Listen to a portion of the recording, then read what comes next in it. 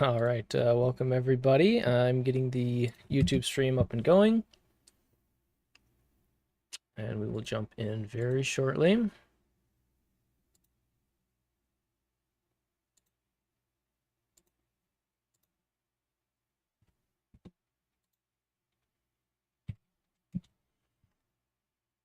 All right, links in the archive. That means it is time to get started. So, first off, I think it's definitely worth noting that Bitcoin has reached an all-time high today, and that is definitely notable. I think a lot of us have kind of anticipated the eventual uh, move into this bull market, and hopefully we are starting to now see that. So hopefully this brings good things to come. And one other thing I wanted to mention before we jump into the Treasury report is I did want to talk about Chi and Token. Hopefully everyone saw and was able to take action appropriately. But due to the destabilization and depeg of the Chi stablecoin, we did remove the pre-on Chi liquidity from Token and successfully added the pre-on Star liquidity pool on Aerodrome on Base, with the addition of a pre-on bridge from Scroll to Base. So despite Chi's depeg, and thanks to the quick actions by the team, the Treasury thankfully did not suffer any losses. And hopefully that goes for others as well. Indeed, indeed. All right, so without further ado, I would like to invite Rux to the stage, and we can start to dive into the Q2, Q3 Treasury report, which was released this week. So let's see, Rux, are you able to join the stage here?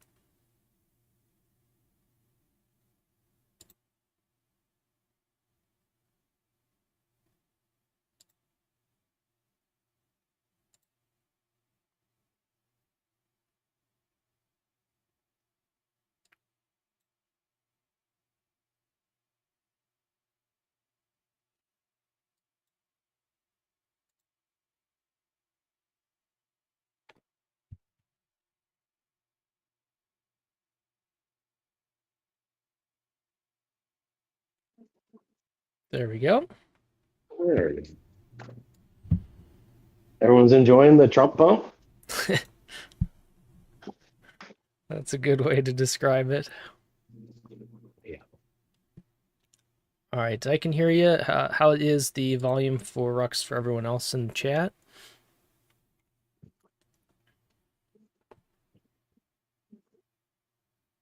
Sounds fine. All right, very good. Good, good. So you covered token and chi and all that already. I did get some additional questions that DM to me about why we were even on there, if it was a risky play. It's something we reached out to them about probably a month or two before it happened, like to token specifically. That and chi, the Essence team, that we were trying to find where the backing was and if we could move pre onto a pool that was paired with Star. And we kept denying it, like denying us permission, Hmm. and kept putting off giving us the wallets for the backing of Chi and stuff like that. So we were getting prepared for the inevitable situation that happened there. But at the same time, we had no proof one way or the other, right? Uh, we were just looking at on-chain activity and trying to suss it out for ourselves. And then once the liquidation event happened, they couldn't hold up. Clearly. Yeah, very unfortunate. You know, you hate to see it because you just know that people lost out financially. And it's the light is that thanks to your guys, quick actions, the Treasury was able to, get out in time and also warn people ahead of time. Yeah. Lucky this time. Yeah. Uh, yeah. So for the Treasury report, I assume most everybody has read it. That's here.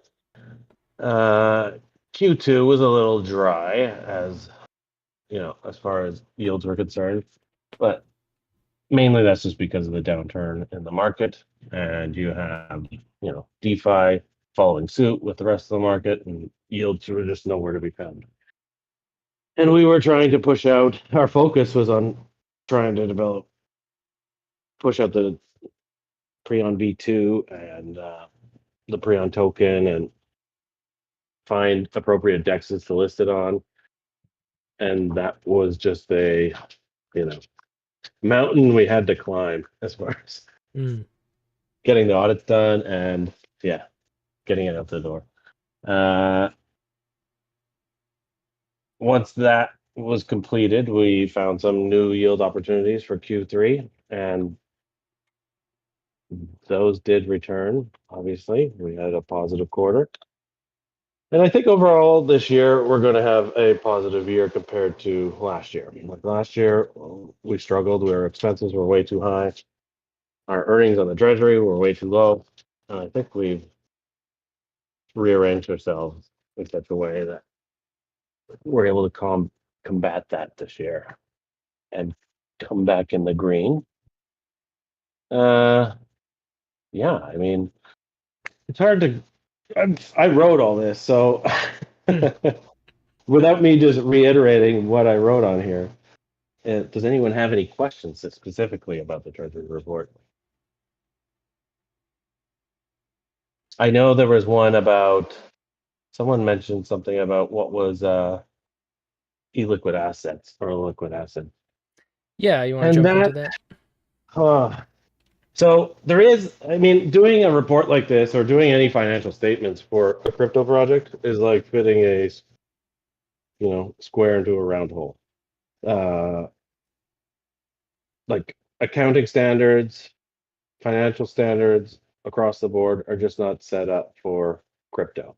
In most jurisdictions, crypto is considered, um, you know, an intangible asset. It might as well, which is similar to a copyright or a trademark or something like that. Something you can't really sell, something you can't really get rid of. Which clearly you can. Clearly you can realize gains on it, but it's very difficult. So it's in the eyes of regulators. And so there's not a real easy way in order to categorize all the asset types that are in crypto into traditional financial statements. So one of those asset types are things like VE tokens. So if we're on a DEX, say we're on Arrow or Token or whatever, and we deposit an LP and we earn some DEX tokens, right? Those are liquid at the time we earn them, but then if we're contractually obligated to lock them up as part of our partnership with the DEX, then we don't really have an option to sell them and dump them. So while they are an earning and an income, they then are immediately locked up and then are essentially illiquid for the next 4 years, and in some cases forever. Like you lose your voting power if you try and unwind them over 4 years, and they become worthless in that time period until the day they unlock, in which you could sell them. But you can earn an APR on the locked token, so it becomes an asset that you earn off of, but was originally liquid, but is no longer liquid. And so a new category was made, liquid assets, and that's kind of where the VNFTs are going into for now, Makes until we sense. can figure out and it's only the ones that are earned in that period. So, after that they move into, under assets. They'll just be a digital asset that we hold. Right, so it sounds like it's a way of reflecting the value of those assets earned, even though they're being converted into the ENFTs because they are still Yeah. yield bearing. I mean, technically it's a step skipped because I could have put it down as an income. Okay, we earned, the 400 and well, I forget what it is on here. The 453K in DEX tokens and put that as Treasury investment income or LP income, and then expensed it out to the NFTs as an asset, right? But yeah, there is no real regulation, right? And so when I talk to, we do use a accounting software firm called Bitwave in order to kind of process all the transactions and help go through all of them. And I talk to them at the same time to see kind of what other protocols are doing, and they do a similar thing. They skip the step and just call the NFT as income, and then switch it over to asset later on. So that's why it's there. If anyone's curious. Yeah, I think it makes sense, and it's a good for people to just know that it's there and what's reflected by what's meant. So definitely thank you for explaining that.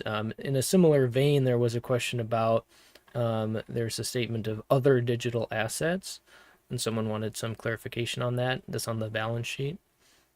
On the balance sheet, so other digital assets would be things like the NFTs, residual tokens in you know that we have for one reason or another. Like we have a Matic X position that earns so much in BAL or Aura every day or every week, and then when we harvest it and whatever we go to do with it, before we go to do with it, it's sitting on the books. And so this is a snapshot, right? This snapshot's taken at the end of Q3. And so on that day, we could have had a bunch of DEX tokens too that weren't locked up yet, right? We could have had some arrow and some token and some, you know, uh, what was the essence token called? I forget. But TKN or sorry, Chi. no, not Chi. They had Zen. We could have had a bunch Oh, of okay. Zens. Like we could have had. There's a bunch of assets that could be sitting on the books that we haven't offloaded yet, right? Plus the NFTs. Yeah. So that's what other digital assets are. It's kind of a combination catch-all for anything that's not a blue chip that we're holding, or we would consider a blue chip or stable. Gotcha. Make sense? Yep, that makes sense as well. Okay, so that kind of covers the quick and easy pickings for some of the questions. Let's take a quick pause because some of these others are a little more in depth and stray in different ways. So we'll take a pause. Does anyone in the chat have any questions about the Q2, Q3 treasury report that they would like addressed before we kind of get into some other types of questions we've collected from the community?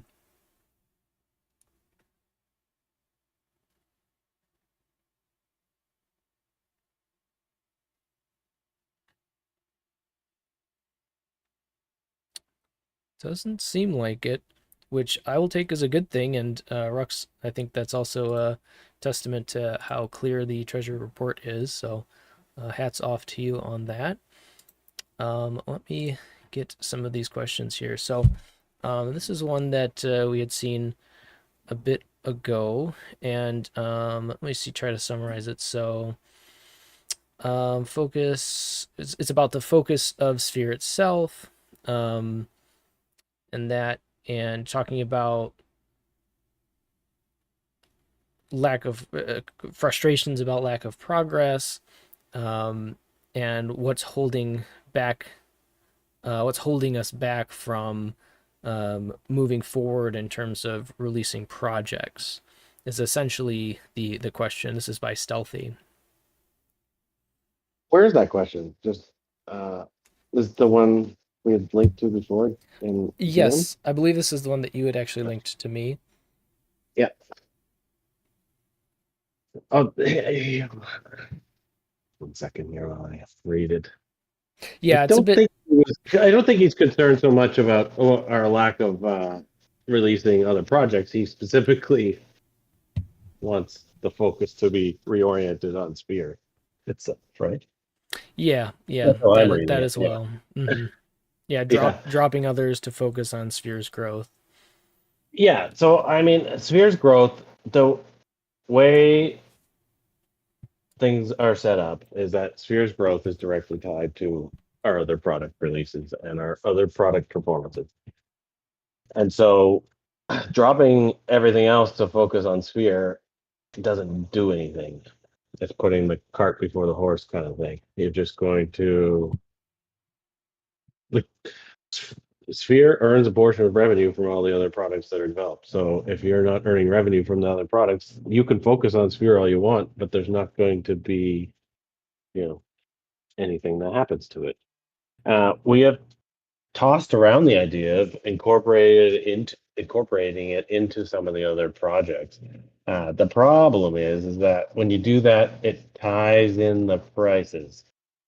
So if you incorporate Sphere into, say, Preon somehow, uh, whether that was like as a, you know, sometimes there's a multiplier token or something like that. If you were earning emissions on the stability pool and then you had Sphere that you also staked alongside it, you could like multiply your emissions. But what ends up happening if you run the simulations is that the prices start aligning and becoming fixed to each other. And so then if you suffer any losses on one protocol, it drags down the other one. And that's not something we necessarily want to do, both for Sphere and for these other projects, right? Uh, for a multitude of reasons. And so, in order to prevent that, or in order to not do that, we have to, it has to be done in a very specific way if you're going to tie it into another project, which may still come. But for now, Sphere remains just the revenue source or the revenue stream, where revenue is streamed to from the other projects. And as we develop those, that's kind of what happens. Now, as far as Sphere's price is concerned, I've kind of gone through it in chat before. The goal is to increase revenue directed towards Sphere, which then increases the APRs. And users and you know people looking to farm any profit are usually comfortable within a particular range. Where that market range is decided is not decided by us, it's decided by whoever is using the token. And so right now, people, for better or for worse, there's always going to be, so many people that are sorry about that. There's always going to be so many people that are upset about it, so many people that are satisfied within a particular APR range. And then when you increase the rewards, the APRs will jump, and then more people will, if more people desire to come in than desire to leave, then the price will go up. And then the APRs will drop and they'll be in this other range. And there will be a bunch of unhappy people and there will be a bunch of happy people. Right? Some people are content at that level and some people won't be. And some people will be complaining that price is not climbing, and some people will be content earning what they're earning. And then as additional revenue sources come in, the APR goes up again. And it's kind of that step ladder of moving price appreciation that way. Yeah. Right. Yeah, I I think think that that is a a good question.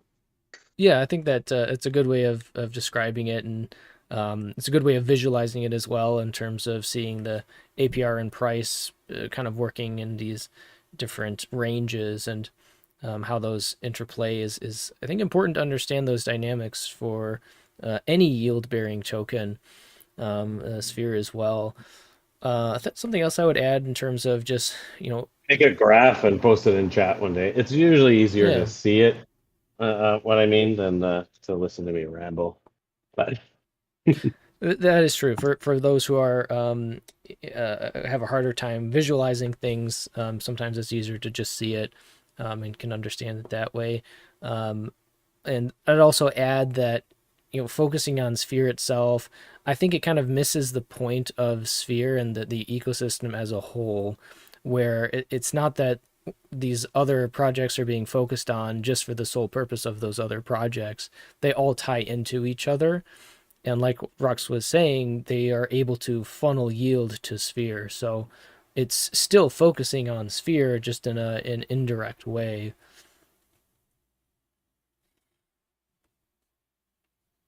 All right.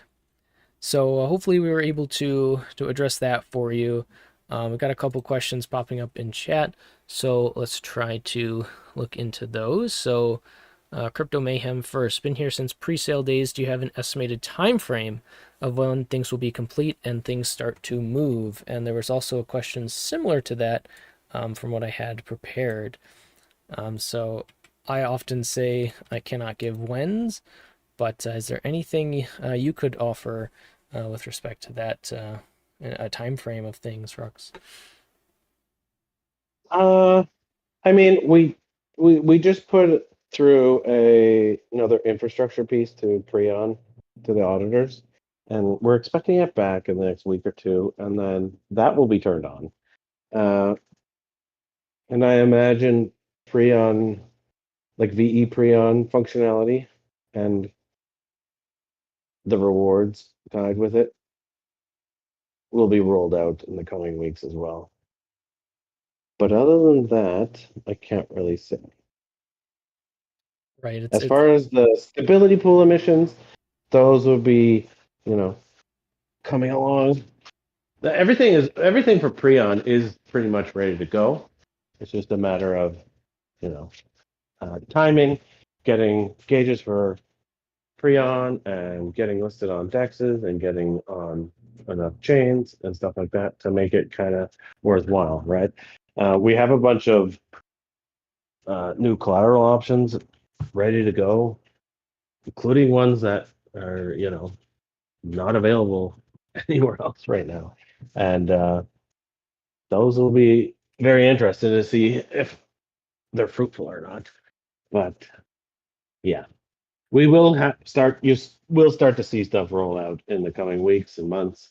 The project that Andu alluded to last time he was on will be audited, I would say, before the end of the year. As to whether it's released before January, I don't know. Couldn't tell you. All But right. that sound Yeah, that sounds good. As good enough, as you as much as we can kind of give on that, Yeah. I think is good. So I think picture that also answers your question in the chat in terms of tangible steps. Um, and Sinner, yes, I also saw this as well. Someone asked otherwise as well. How many members do we have on payroll?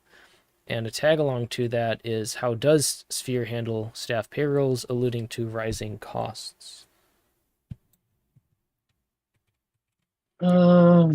So there's about 20, roughly 20 people on staff. Not everybody's full time. Some people are part time. Some people have, there's a lot of different roles on the team. Uh, as far as, the cost differentiations, sometimes there's it's like any company, right? So sometimes there have been cases where we've done a payroll advance for some people. So then for a period of time, you might see a spike at one point, and then, for a period of time they take a pay cut. Uh, there was also, it's kind of, I don't really know how to word things, but If I can jump in, because I think you had actually responded to this pretty well in chat, basically saying that sometimes salaries can receive adjustments based on contract obligations and role and responsibility alterations. I think that puts it pretty nicely. yeah, essentially, yeah. And then we had, you know, yeah, I'll leave it at that. I can't. Yeah, There's certain stuff that I just can't quite go into in this right, format, right. unfortunately. That's all right. That's all right. We are able to kind of give as much as we can. So, Yeah. also from Mayhem. So with Trump winning, bullish for the market. If the bull run does indeed start up, would you guys be going hard with marketing? as well, everything Sphere. Kind of more of a marketing question, but in general, yes. There's been a lot of action behind the scenes in terms of trying to get things lined up as much as we can, including different avenues of marketing, different things that we can do to expand how marketing is done. So, yes, absolutely. Um, T1 then said, will the bridge for Prion and Star 2 Blast be available soon, seeing that Epoch Zero on Phoenix is starting on Thursday, or are there external factors to wait for? Rux, do you want to take a spin at that? Potentially. We're just weighing a couple different options right now as far as, base and Phoenix, Phoenix, whatever you want to call it, uh, and some other chains. And it's a matter of flicking a switch. So is the bridge ready to go? Yeah, it's ready to go. We can turn it on at a moment's notice, and we may indeed do that next week. We just kind of have to wait and see how the week progresses, both for their launch and for, you know, this infrastructure piece we have under audit, and decisions will be made probably towards the end of the week or early next week before the next flip, because Epoch Zero doesn't really matter. Like, we can't bribe Epoch Zero, nothing can be really done on Epoch Zero. Uh, it's more about Epoch One. Gotcha, makes sense. Okay. So then, sticking to another question I had about the Treasury that I've seen come up here and there in chat, which is what factors go into the decision making process for Treasury actions? Sorry, what was the question? I was reading chat. Oh, okay. What factors go into the decision making process for Treasury actions? Okay. Like, what kind of treasury actions? So, like, investment Yeah, I think wise? I think more from an investment standpoint. Uh, I mean, a bunch of different things. There's a lot of conversation and a lot of debate that goes into the treasury and what we're doing with it at any given point in time. Uh, there is, the general overarching market that we kind of have to play to, right? That's on a particular cycle that may or may not happen just as the same for everybody. And for that, we try and allocate some assets into relatively, safe investments like Ethereum and stuff like that. We do have a lot of Matic that was retained from, you know, early on in Sphere's days that we're hoping makes a comeback to a certain level at least. Uh, and then otherwise, we just move some assets into, longer term plays, and we'll look to capitalize on those returns when the time comes. In the short to medium term, we generally look for strategies across the board. So one of the strategies was on token, right? Opening up, the pre-on and liquidity pools and star liquidity pools on there, and participating in that ecosystem for a period of time in order to capitalize on some earnings that we ran simulations on and we could see were viable. And they definitely paid off. We did not lose anything. We definitely made quite a bit off of it. And that's kind of how it goes. So we look at, we'll come up with different strategies and look at different ways of farming across the board, and then we'll run simulations on it. See how much do we have to spend? What's the return? What's the expected, time frame, et cetera, et cetera.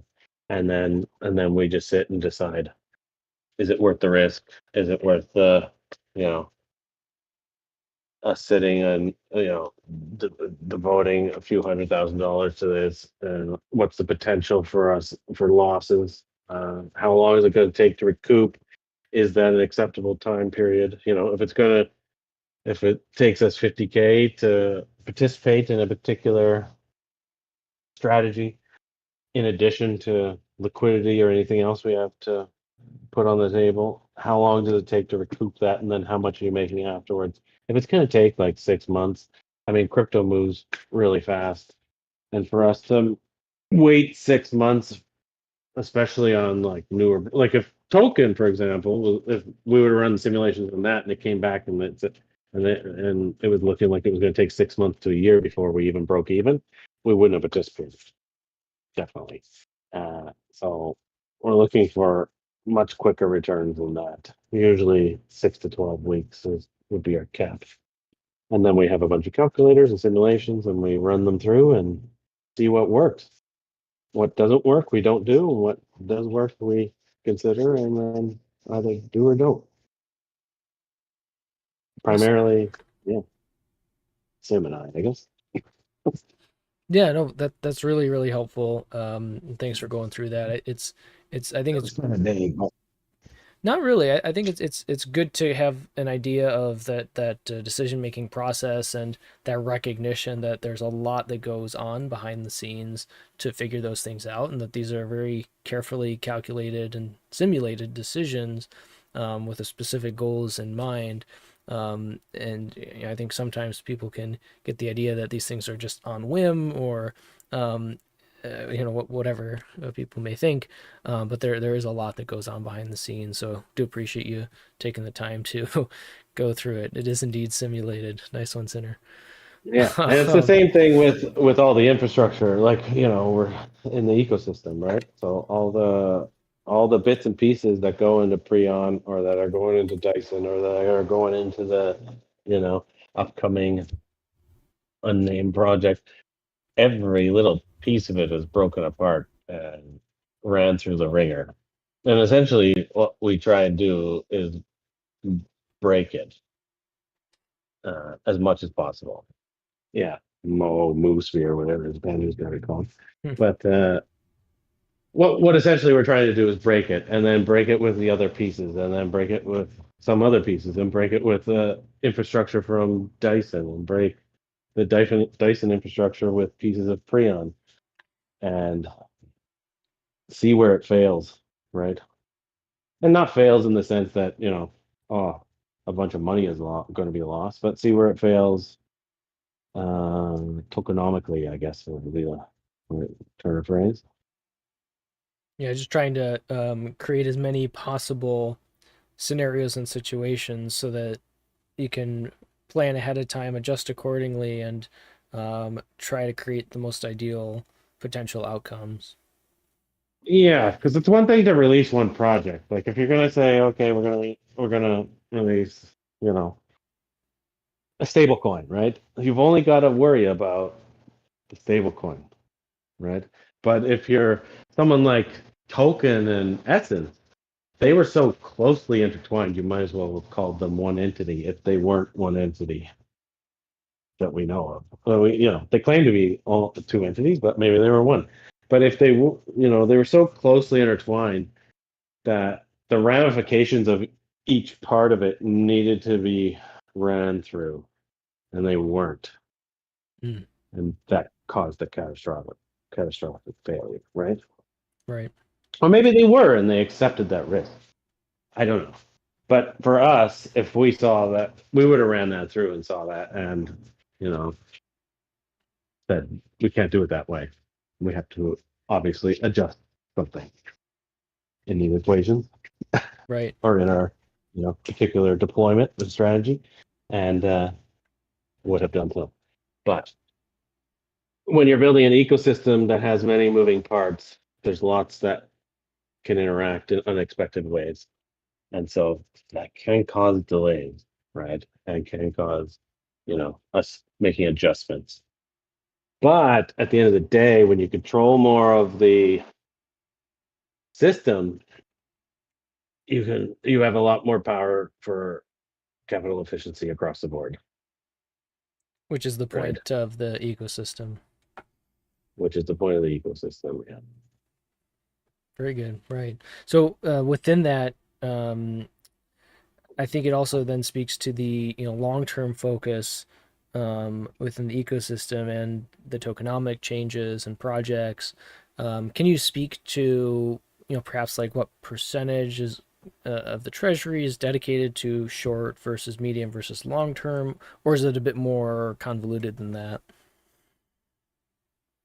Uh, it's a bit more convoluted than that. Oh, a majority of things sitting in stables, and so if you look at on the Treasury report, the Matic ETH blue chip section, that is more long term. And then the stables and other combined assets are generally our working capital for short to medium term plays. And supplying liquidity and doing various things. Okay, yeah, that's a good way of breaking it down then. Yeah.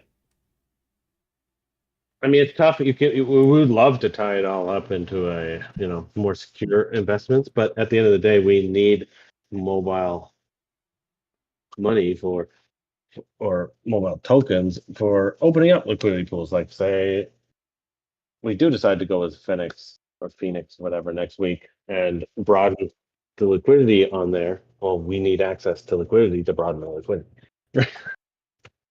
And if, the Trump pump turns into a Trump dump in between, then we don't want to sell any of our long-term assets, then we don't have access to liquidity. So, some of it has to kind of be free form and then farming in relatively safer uh, avenues at lower percentages than we would like, because we can't tie it up. Yeah. Right, there has to be this balance of what can be utilized long, medium, and short term, given Yeah. the rapid changes that occur in crypto. Yeah. Okay, makes sense. I want to jump back real quick to Yo Mama Fat's question. So, upcoming features to be rolled out or pre-NV2 related. Yes, that's definitely involved in what is upcoming, but that also involves, additional collateral types, which again is pre-on V2, new Dyson vaults. We've talked about Sphere's tokenomic upgrades in the future, additional projects. So there's more than just pre-on V2 related for upcoming rollouts. And it looks like Pandu answered this, but T1, just out of curiosity, not sure if you can speak about it regarding the simulations. Did the team make the simulation model, or is it a service provided by a third party? It's simulation models, uh, plural, because they're constantly having to be made. And yes, they're made in house. Excellent. All right. I'll take a pause here. I have one other question saved for us with respect to uh, Treasury and Sphere, but it's a little unrelated. So I wanted to see if anyone else has any other questions specifically about the Q2, Q3 2024 Treasury report, but also in general, anything about the Treasury or investments that you'd like to toss at Rux. Now's the time.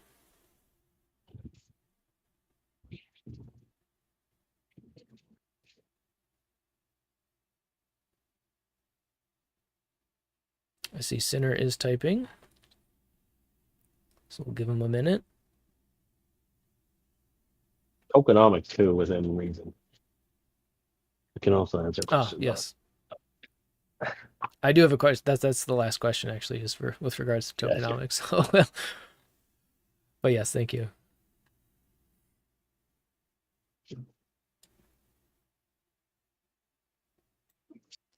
I want to say this. Let's see.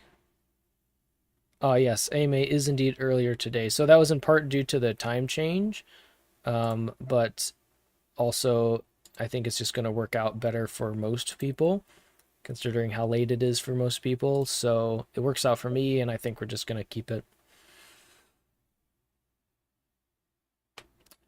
All right, Sinner. Someone asked this the other day. Figured it'd be good for an answer from the man himself. What's the use plan with the allocated sphere in the treasury? That was the question? Oh, someone asked that the other day. What's the use plan? So it depends what you're talking about. So there is some different treasury holdings of Sphere that are kind of separated, right? There is a team allocation as to exactly how that's going to work out or how that's going to be, you know, what exactly we're going to do with that is unknown at the moment. It could be used for the creation of additional LPs if we feel like it's required. Uh, yeah, there is no, I don't have a good answer for you right now on that one. It's not something we're really concerned about. We're not looking at doing anything with it in particular right now. It, a good chunk of it could be burned in the future if we feel like we don't require it for any reason. Mainly the reason that that hasn't been done is because it is a, you know, allocation to the team treasury and we may find a use for it. Better to have it and not use it and get rid of it later than to find, okay, we need X amount to do X, Y, and Z, and we don't have it.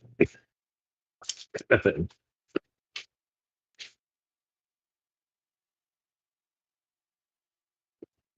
Makes sense.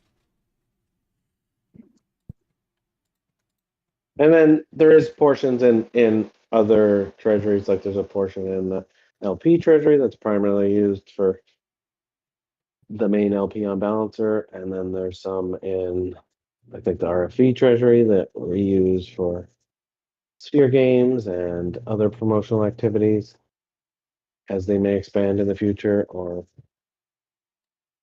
not. We don't know.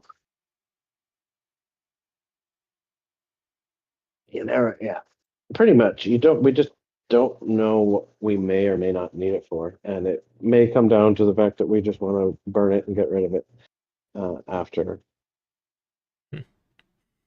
the after the upgrades to Sphere tokenomics. Yeah, makes sense. Yeah, but Um, we're definitely not going to do it before then. So don't get your hopes up. well, it does bring me to the next point, which I know is on a few people's mind at least, which is burning. So this question came from Mike. Why not create an early withdrawal penalty for YL Sphere where it gets burned? It's a win-win mechanism.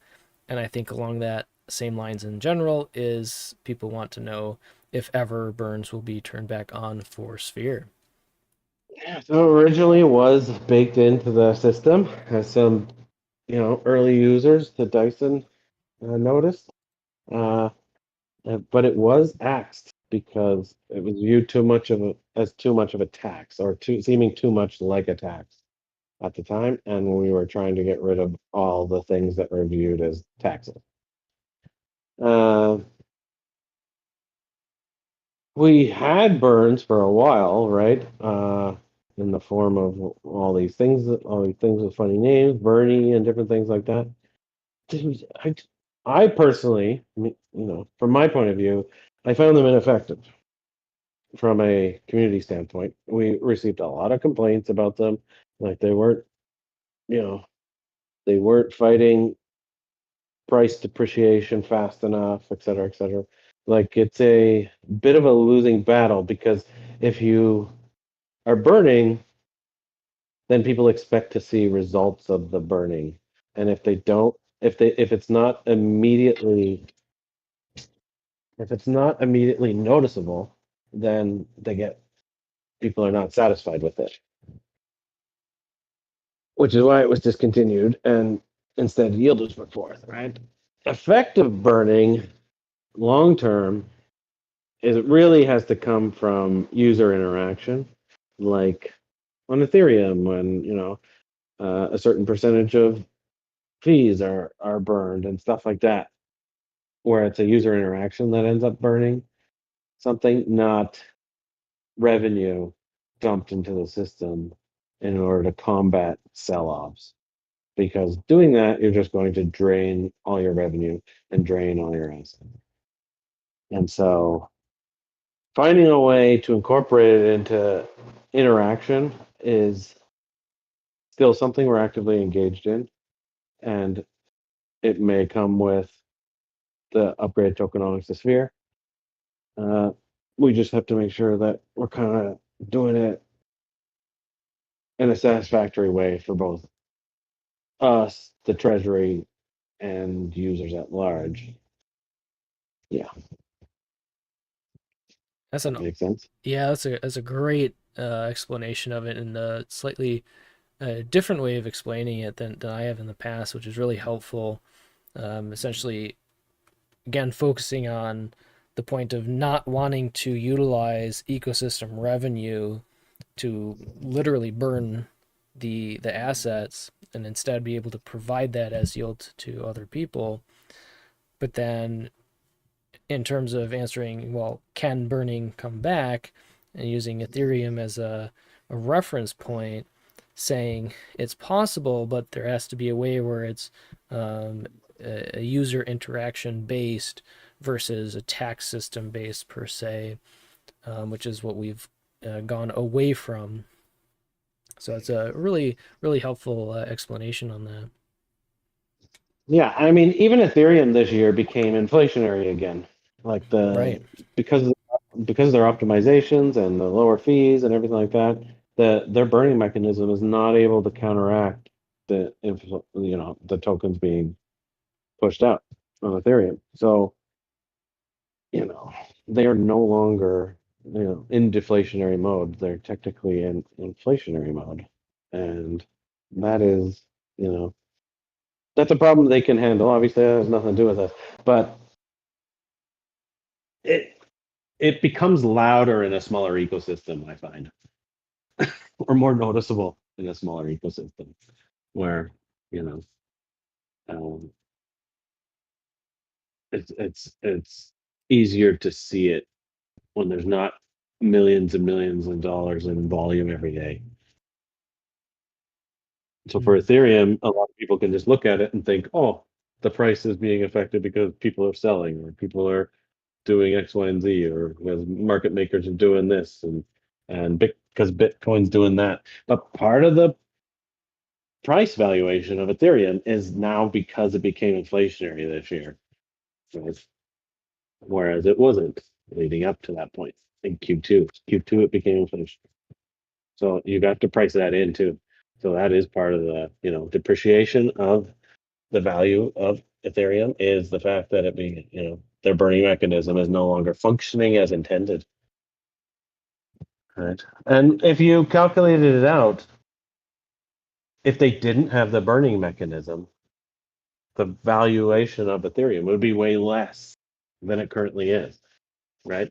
Which is the problem we were facing. The valuation of a sphere token back when we were burning would have been way less than it was if we weren't burning, but nobody gave a shit, Hmm. right? They wanted to see it higher than it currently is. And they felt like, burning means less, means price go up. But it's a very hard battle to fight. You need infinite pockets to constantly fight it forever. Mm.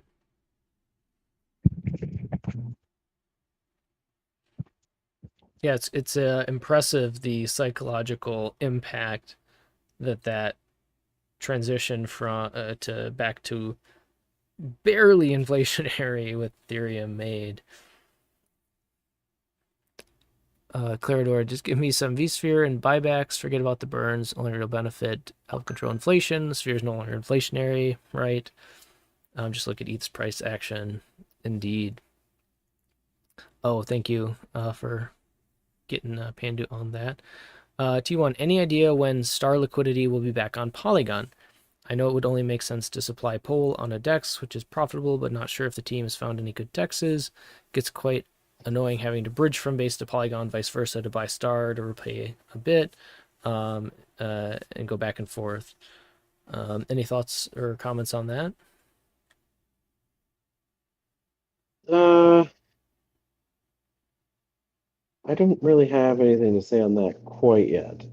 It is something we're exploring. We're aware that there's no star liquidity on Polygon right now, but it's just not something we're able to facilitate at the moment, mainly because we're trying to roll out various liquidity types on other chains, like where Preon, the token is located, is on Base. So we definitely need everything functioning on there and wherever the Prion token goes. The problem with Polygon right now is that there's no place to really house it. And that's a big chunk. So say you want to open up a liquidity pool of, you know, $400,000.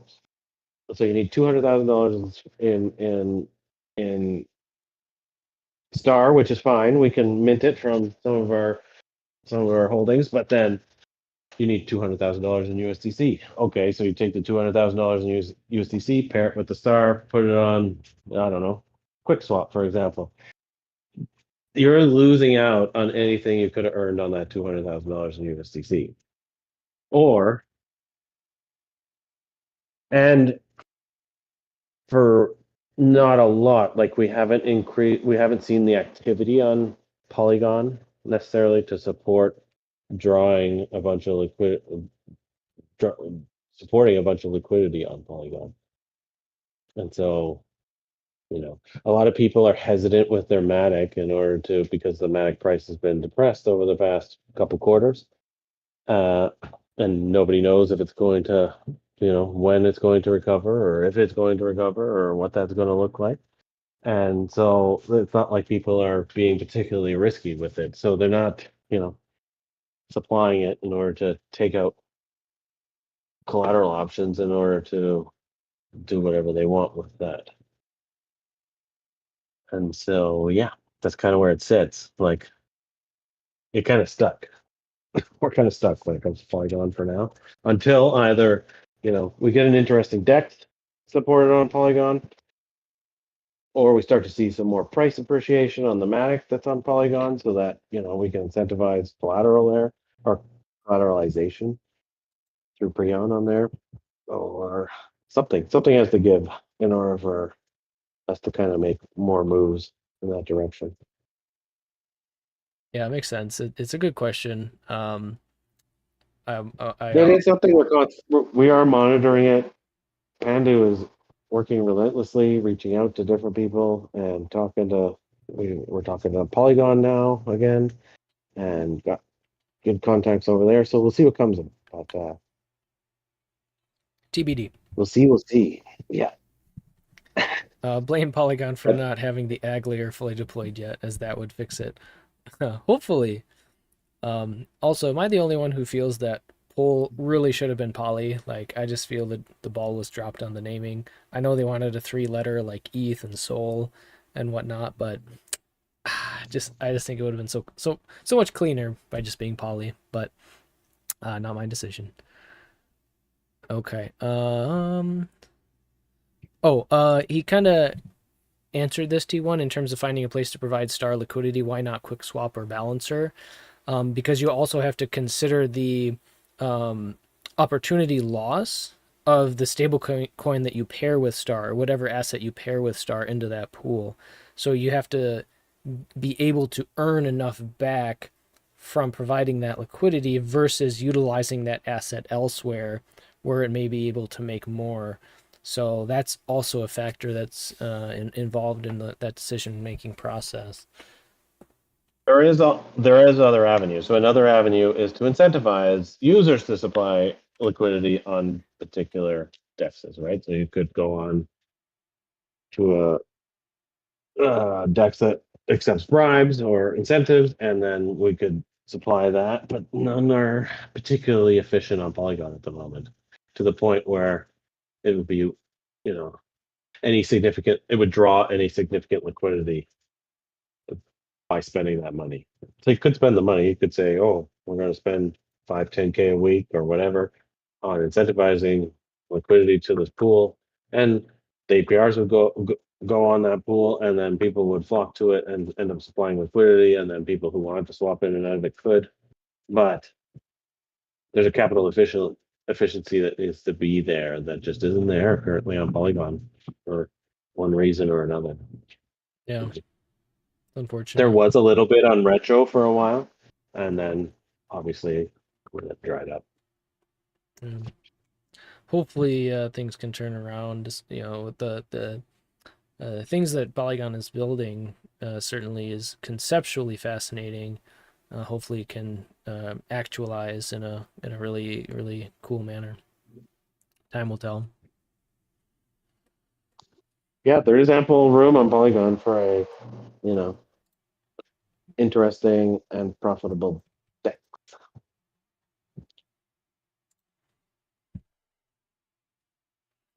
All right, so T1 expanding into that. Let's say on Balancer, for example, we did have a gauge for Spherematic, earn a lot of Balancer. Do we sell that or lock it for VE? Couldn't we just use the VE bell to incentivize to help reduce the opportunity cost? So there's at the time, no, we didn't lock all that VBAL up. So you know, again, that's run through calculations and simulations on the back end as to whether or not we're a token we're farming is worth locking up and then earning off of. Uh, Unfortunately, the bribe ratios on Balancer are just poop. Like for every dollar spent, you're, you know, the pool itself is earning significantly under a dollar, right? Whereas, I mean, at a minimum, it should be break even and ideally a little higher than break even, ideally. But theirs is so low that it's not, it became inefficient. And the bribes we were doing on the Sphere W-Matic pool, they were a private bribe. So there was a uh, protocol that had a significant VE val position, and we were directly bribing through them instead of doing it through like the infrastructure, like Hidden Hand and stuff like that. And so we were able to get better rates for a period of time. And then they wanted way more than it was worth, and it was no longer sustainable. It was becoming at a loss. So we had to cut it. And currently, if we bribed it, it would be at a loss. You'd be bleeding money.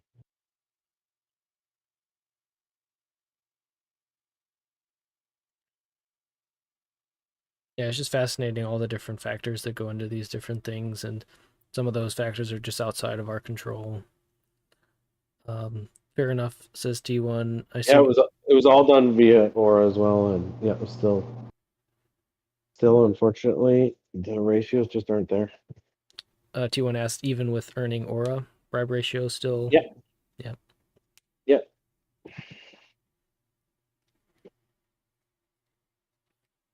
and they're we don't just look at them once and then walk away. They're looked at regularly, all of them, all over again, just because things change, right?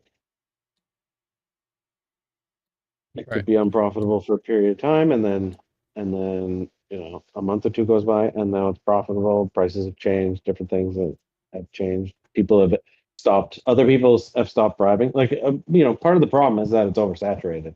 So if it's unprofitable for long enough, then some people will exit and stop bribing so much, and then there's more room for other people to come in at different risk thresholds and participate.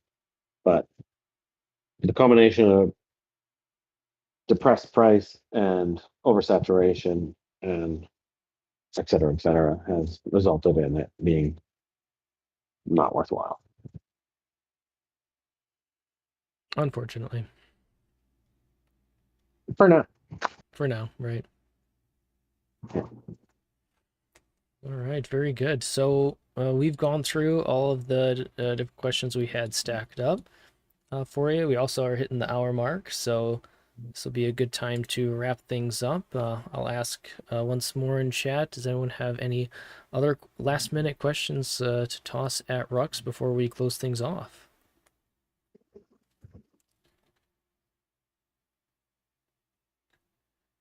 What? Gun duo Oh, song of duo. Oh, song. okay. I don't know. I guess we'll have to work on that, Rux. I'm not the singer, my wife is. Okay, yeah.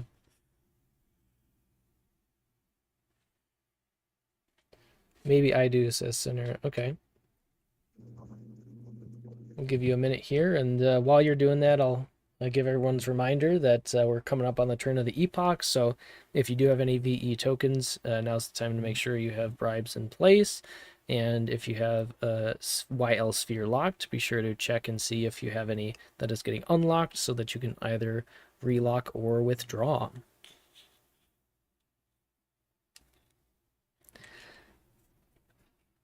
As well, Rux is always in and out of the chats, answering things all the time. So, thank you, Rux, for doing that, for staying involved with the community. So, if you guys do have additional questions for Rux, you can always, head out to the chats and put out conversations. We have other team members who are always there as well, looking to answer questions. Awesome community members who also help people out. So we're always here to answer your questions, get things going in that way. So please reach out. And then, of course, if you want your question answered in next AMA, go ahead and put them in the AMA questions. All right, so last couple questions here, I think, and then we'll wrap up.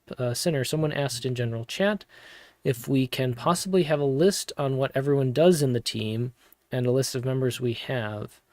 I know we don't discuss who gets paid, but what do we have? But what about a team list and roles? So officially, we thought about it and we made one to release, but the lawyers came back at us and said, "Nah, don't do that." So as to why exactly, I wasn't involved with the lawyer that came back and said that, but I know that was I think just where it's DeFi and we don't know, regulation is still being developed in a lot of countries, and it's a complicated beast as far as the legal ramifications of that are concerned, and like being involved in stable coins, which are fine, but maybe won't be fine in certain jurisdictions at certain points in time. And yeah, I think it was just a legal concern. It's better if you don't do it, pretty much. Yeah, we listen to professionals, but individual people, it's up to them and what they want to do. Yeah, Like mhm. us as like the project is not going to release a table like that, but individuals can say what they do and what they are and what they do for the project if they so see fit. Right. And for the most part, we have the Discord. You can see project team who's on there. We've discussed different roles at different times. So I think indirectly that information is more or less out there. But from the legal standpoint, it just was not recommended.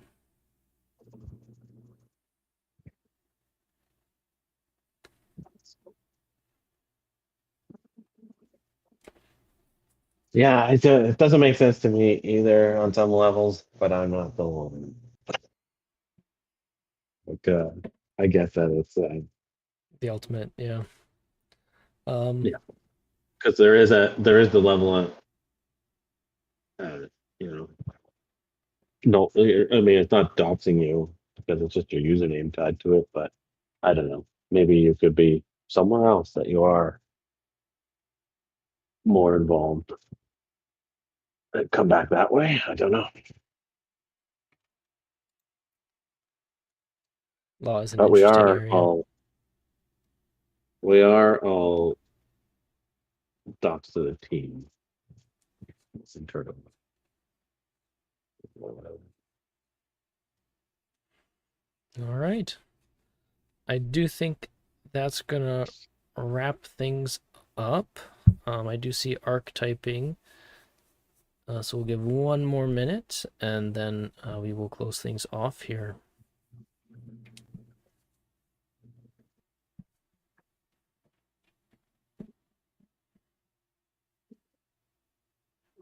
When regulatory clarity is in place, given that things are cross chain, are you going to integrate with bigger institutional chains? In what sense? What do you mean by bigger institutional chains? Yeah, I'm also a little. Can you provide some clarity on that question? I don't know, like Base and Polygon are larger. What do you mean by integration, and what do you mean by institution? Because I guess even you could argue that Base is an institutional change through Coinbase. Yeah. So yeah, some clarity would be helpful. Ripple RLUSD. Oh, uh, nah, they're not on the radar necessarily. Right now. No. There are other chains on the radar. You know, like Ethereum is on their radar. Uh, but aside from Ethereum and a couple others, we're primarily on the larger ones that we want to be on for now. I mean, Ethereum, Avalanche, Binance,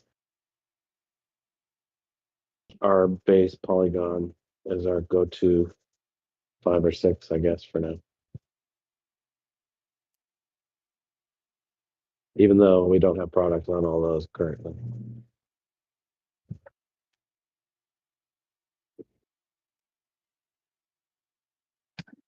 Yeah, there's a lot of talks about RWAs. There is.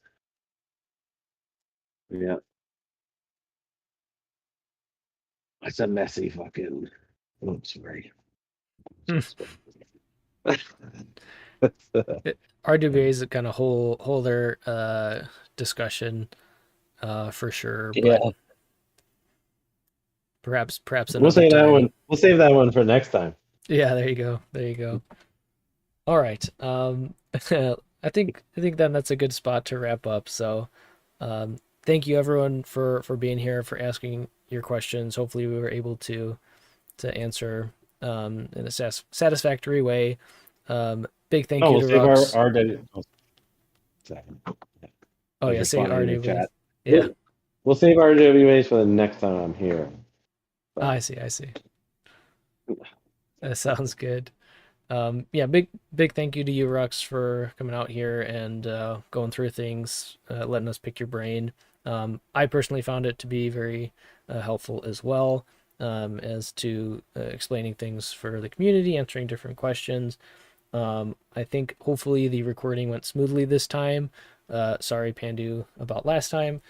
I think we've got it going though this time, so that is available for people who want to listen back, get a bit more detail or re-listen to things. And again, as always, you can message us in the different chats about any questions that come up as well. But outside of that, thanks again, everyone, for being here. Always remember that you matter for who you are, and we will see you guys next time. oh, All I got one right. more last thing. All right, go for it. I think something interesting that as projects become fully released, maybe we do this again, and I can run through those types of simulations and all the background that goes into um, pre-release, and then people can kind of see what that looks like. But yeah, anyways, All right. whatever Price said, it matter for who you are or whatever. Oh, gee, thanks. Yeah. All right, Yeah, everybody. what Uh, he said. take care, and we'll see you next time. Bye, everyone.